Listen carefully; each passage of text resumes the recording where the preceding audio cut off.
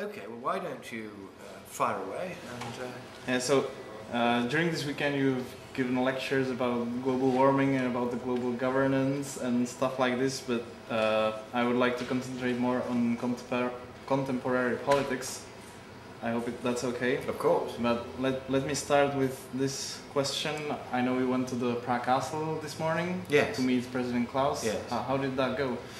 Well, President Klaus is now an old friend. I first met him a couple of years ago in Washington, but I knew of his work on global warming and he knew of mine, as it turned out. And so we have seen each other on and off since then. And it was an enormous honour that he allowed me an hour with him this morning.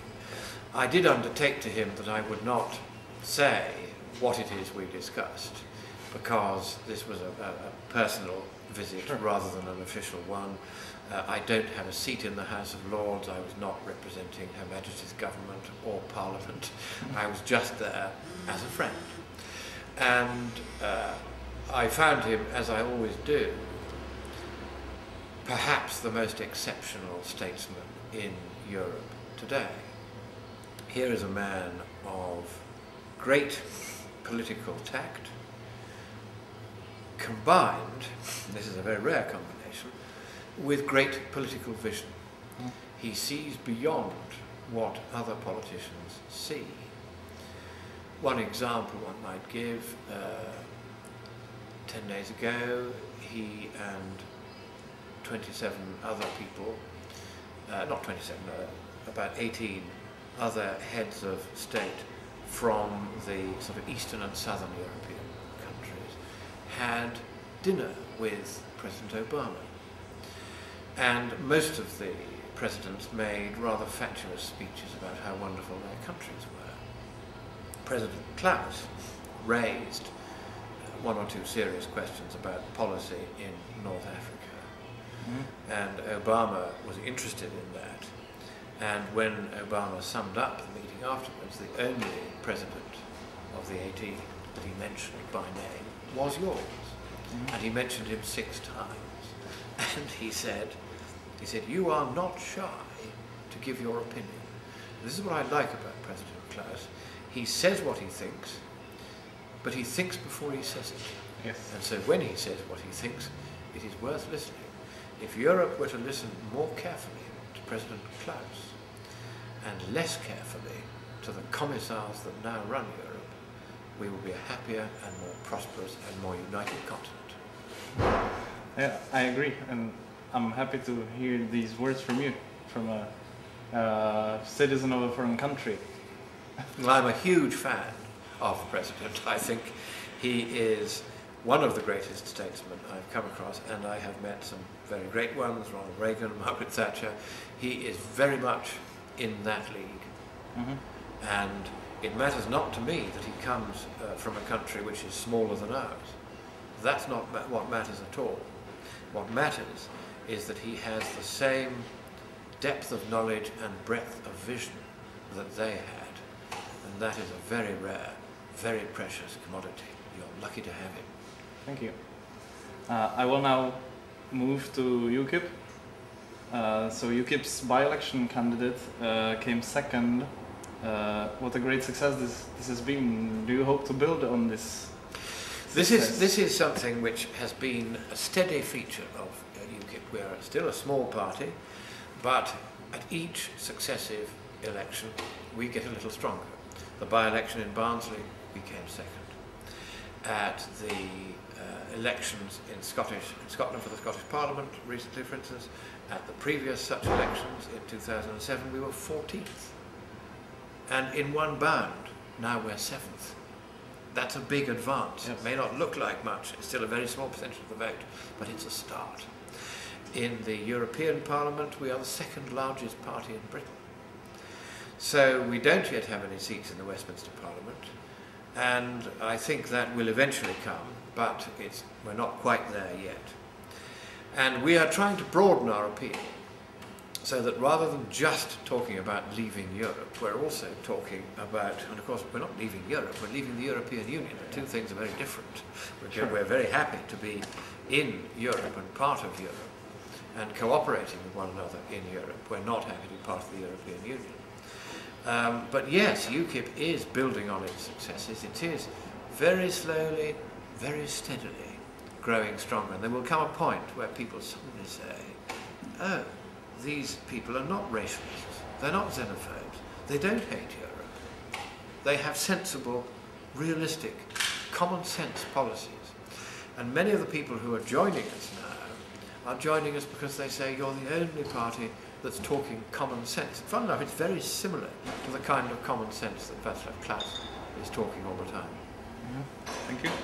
UKIP's results in the European elections are better and better still. The last time around you came second, defeating even the governing Labour.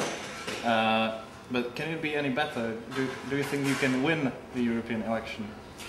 I'm going to be honest and say that unless we can raise a lot of money rather quickly, it's going to be hard to improve on that great performance. But if we can raise a bit of cash so that we can campaign effectively, then there's no doubt that there has been a considerable movement away from support for the European Union over the last 5 years.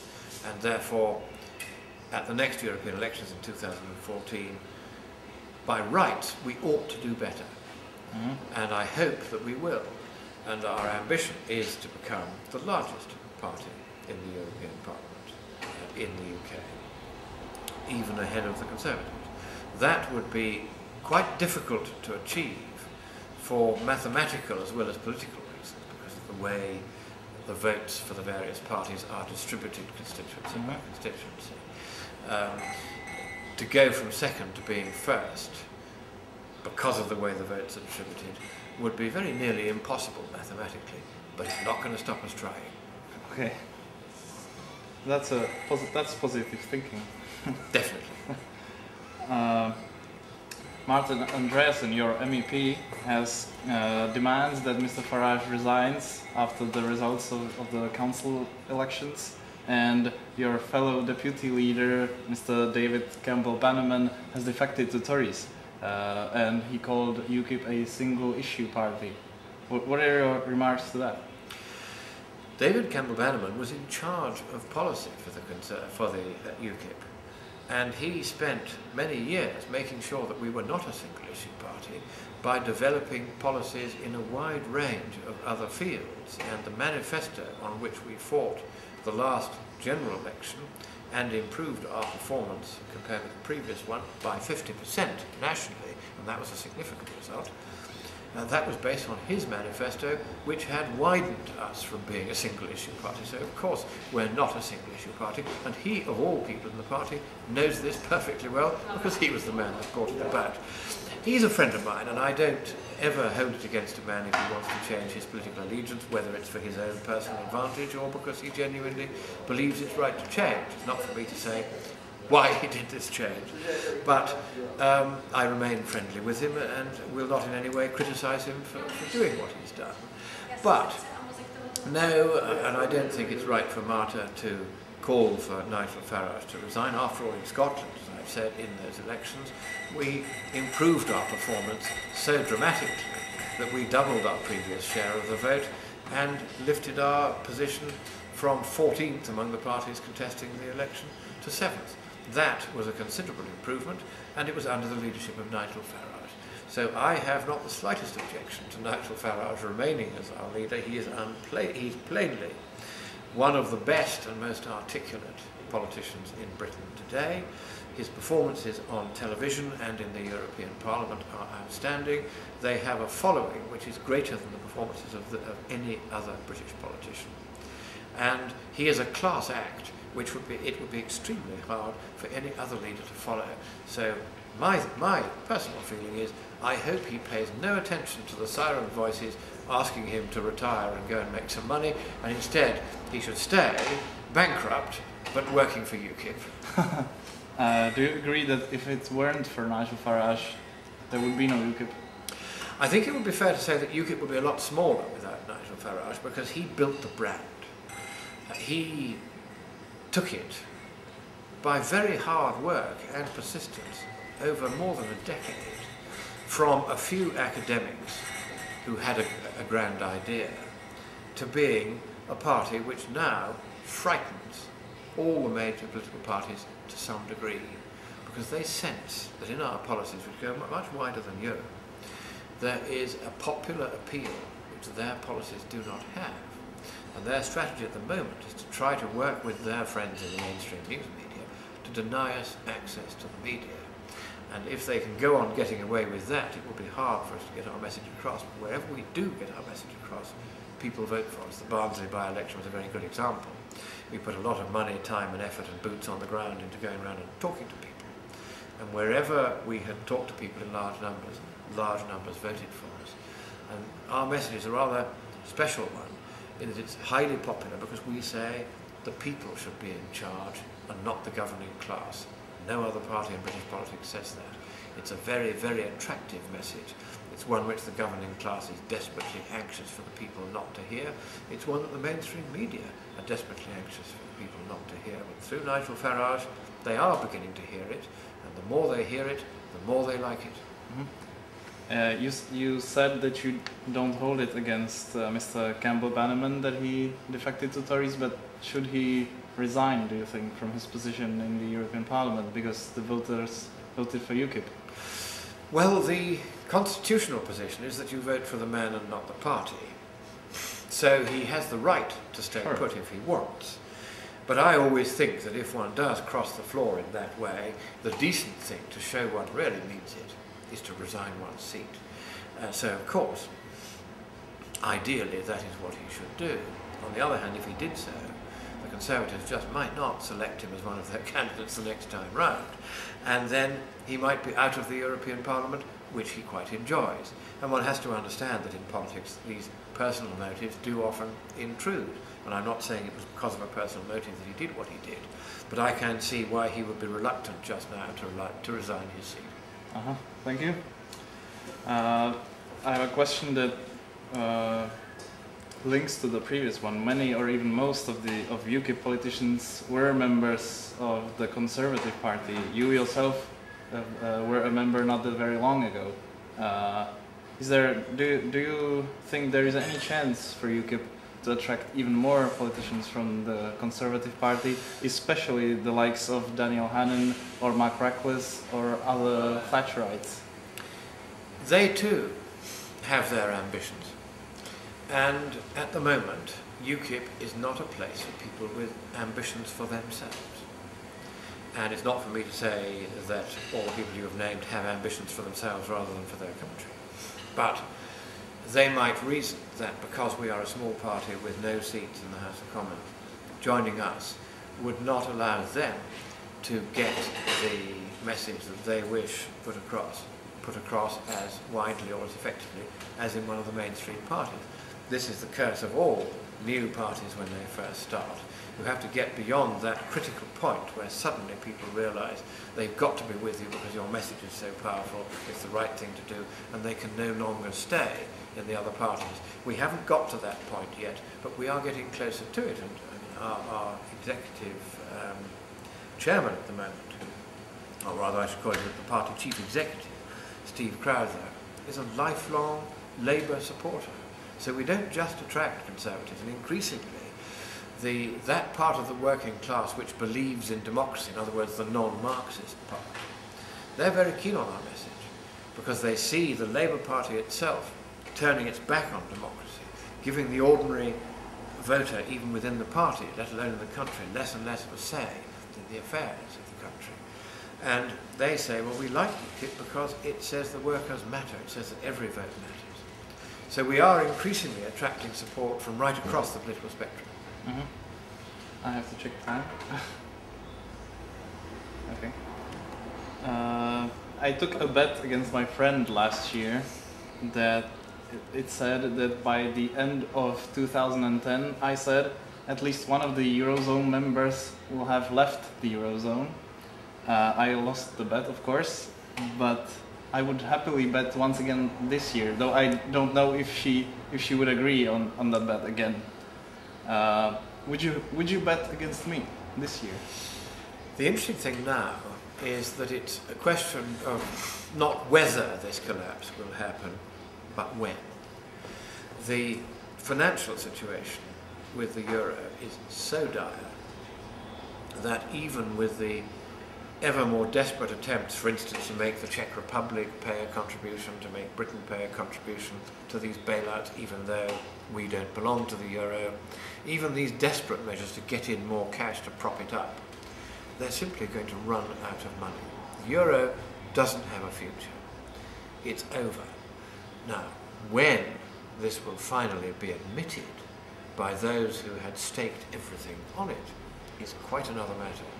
Usually when a political mistake of these heroically magnificent proportions is made, it can take a generation for anyone at the top to admit the mistake. You really have to wait, as with the ban on DDT, which killed 40 million children before it was reversed, you have to wait until all the people originally responsible for this really, really bad decision to retire or die. And we may well be in the same territory with the euro. They may go through a long period of desperately trying to prop it up with endless further bailouts and taxpayers' money being poured in. I don't know how much longer they can get away with that. It's always a very difficult one to read. But my guess is an absolute maximum of 3 years before the euro essentially goes under and several countries are expelled from it to protect the core, or they just decide to abandon it and go for a fully funded portfolio currency run by a currency board instead, so as to have a properly managed currency of the sort which I advocated and recommended to the central bank right at the outset of the experiment, when I applied for the job as head of the central bank of Europe, on the ground that precisely the collapse which is now happening was inevitable, and that therefore I, who had foreseen it and had plans for putting it right, was the right man to head the central bank. I didn't get the job, of course. I didn't hold my breath for it either. Yeah. But would you bet against me? You didn't answer that question. I was very careful not to. It was a very good politician's answer, because as I've said, I can't tell exactly when the gravy train will finally tip into the gulch. It's heading that way. How fast it will get there, only the persons in charge of the clattering train can tell. I don't think it's got very long. It could be this year, it could be next, it could be the year after. I did say it could take 3 years. So I am disinclined to place bets unless I'm very sure that the advantage is with me, and I'm not yet sure in this case. Okay, thank you.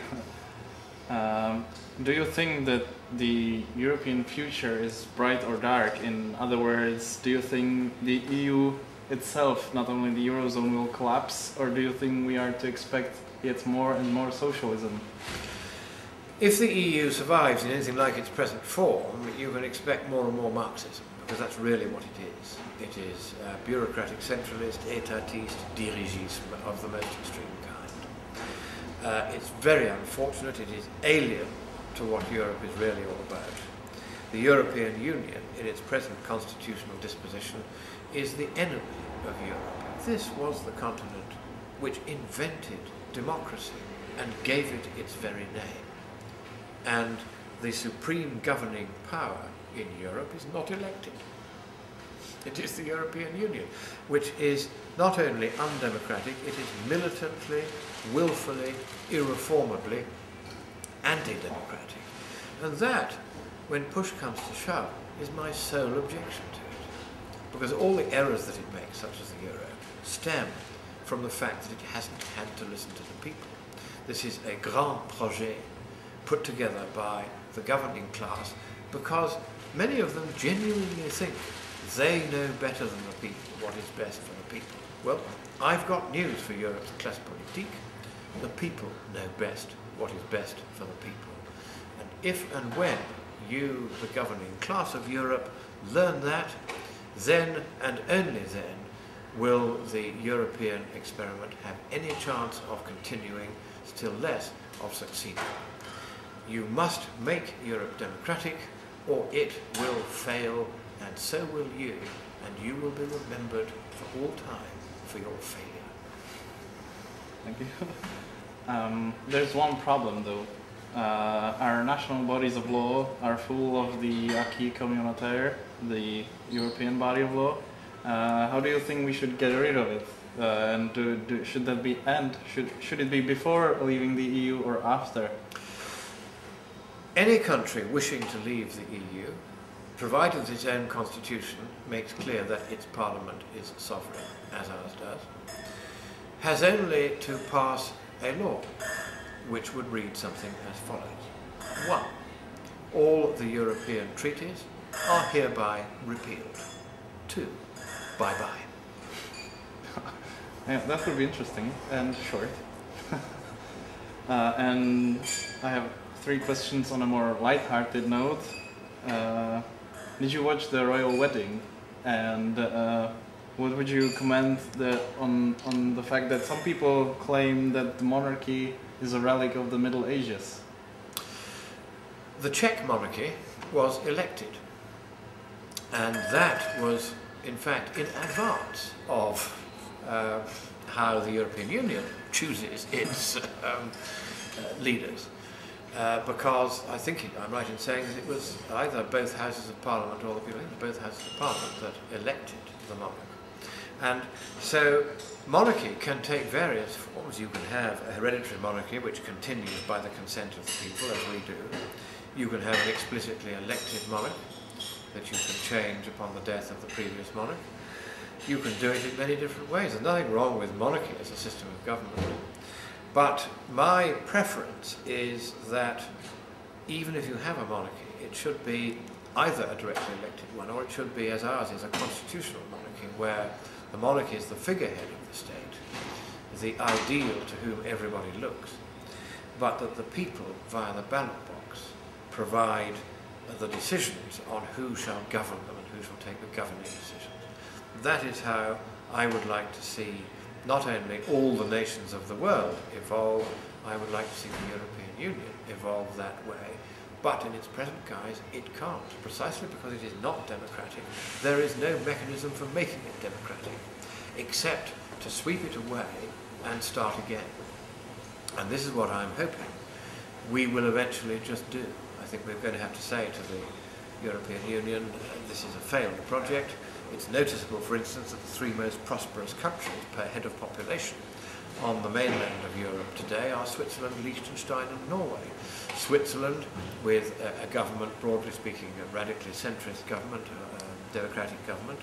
Norway, rather to the left. Liechtenstein, free market, rather to the right. So you have all systems of government, but the common thread that unites them is they're not part of the European Union, and it is that which makes them prosperous.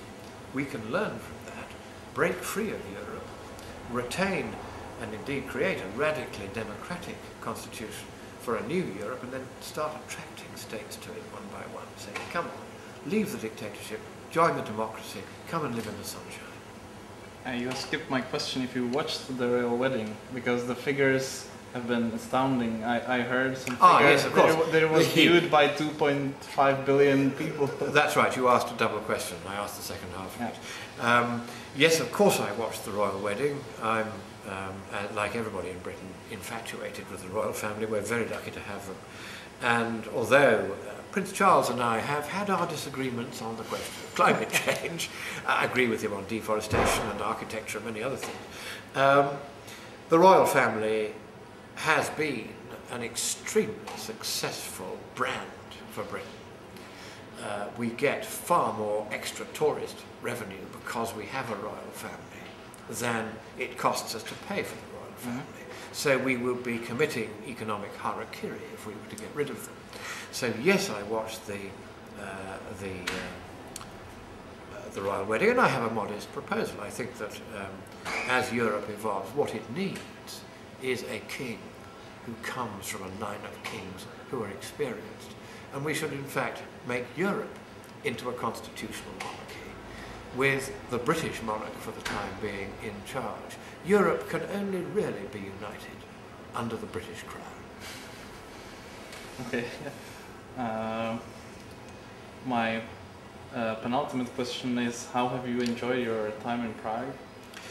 It has been a revelation in a number of ways to come to Prague. First of all, the sheer beauty of the city.